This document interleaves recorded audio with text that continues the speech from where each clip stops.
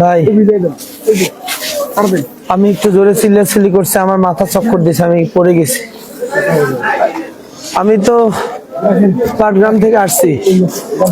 আমার পাটগ্রামে আজকে সরকারি হাটে আমাকে একবার আটকাইছে, আধা ঘন্টা আমার গাড়িটাকে আটকায়া কয়েকটা উচ্ছৃঙ্খল ছেলে খুবই রাগান্বিত এবং আমার উপর পারলে হামলা করে, এরকম একটা অবস্থা অনেকেই দেখছে।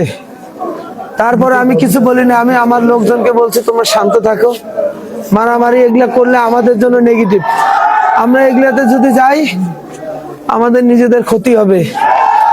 আমার লোকজনকে আমি কিন্তু শান্ত রাখছিলাম। সেখান থেকে পরে আমি পাটগ্রামে ঢোকার পরে চারদিকে যেদিকে গেছি আমি যাইতে পারি না, রাস্তা চারদিকে ব্যারিকেড দেওয়া, আমরা যেদিকে গেছি ওই দিকে ব্যারিকেড, পরে আমরা ঘুরে পাটগ্রামের বাইপাস দিয়ে সারাদিন আসছি, কিন্তু যেখানে গেছি সেখানে একটা করে বাধার সম্মুখীন হয়েছি। কোন দল এটা করছে আমি নাম বলতে চাই না ভাই, আমি তো কারো ক্ষতি করি নাই। আমি এখানে আসছি, আমি পাটগ্রামে ওসমান হাদিকে নিয়ে একটা কথা বলছি। আমি বলছি আমি সারাদিন কয়েকবার ম্যাজিস্ট্রেটকে ফোন দিছি, ফোন দিয়ে বলছি দেখেন আমার উপর যে কোনো সময় হামলা হতে পারে, কারণ আমাকে দুইবার আজকে আটকাইছে। আমি তাদের কাছে সহযোগিতা চাইছি।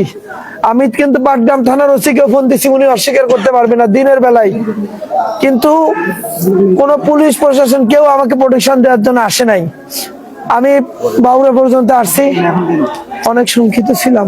আসার পরে আমি এই তেলের পাম্প পার হচ্ছে, আমরা চিন্তা করলাম এটা তো আমাদের বাড়ি, এখানে আর সমস্যা কোথায়, কিন্তু আমার দুইটা গাড়ি থাকা, আমি পাম্প পার হয়ে একটু সামনে গেছি, আমরা গাড়ি স্লো যাচ্ছিল, পিছন দিক থেকে এসে অতর্কিত ভাবে হামলা করছে। আমি তো দেখি নাই ভাই, আমি তো গাড়িতে, এখন পিছন দিক থেকে কে হামলা করলো কেমনে করলো এটা কেমনে দেখবো।